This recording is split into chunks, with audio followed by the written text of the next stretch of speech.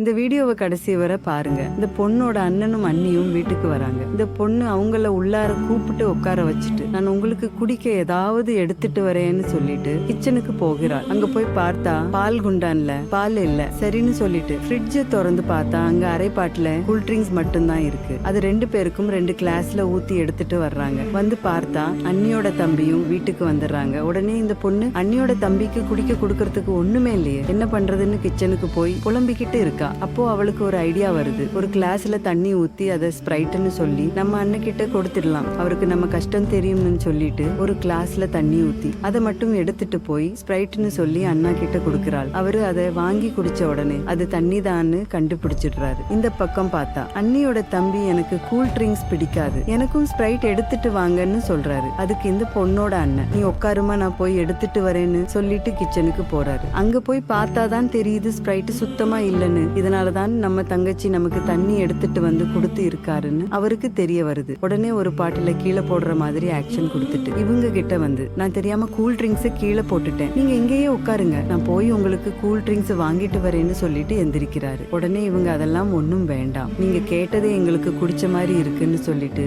எந்திரிச்சு கிளம்புறாங்க. போகும்போது இந்த பொண்ணோட அண்ணன் இந்த பொண்ணு கிட்ட செலவுக்கு கொஞ்சம் பணம் கொடுக்கிறாரு. இந்த பொண்ணு அதெல்லாம் எதுவும் வேணாம்னு சொல்றாள். உடனே இவரு, அண்ணன் கொடுத்தா நீ வாங்கிக்கணும்னு சொல்லிட்டு கொடுத்துட்டு கிளம்புறாரு. எல்லாருக்குமே அண்ணன்ற ஒரு உறவு இன்னொரு அப்பா மாதிரி. இது உண்மைன்னு நினைக்கிறவங்க இந்த வீடியோவுக்கு ஒரு லைக் போட்டு கமெண்ட்ல எஸ்ன்னு கமெண்ட் பண்ணுங்க.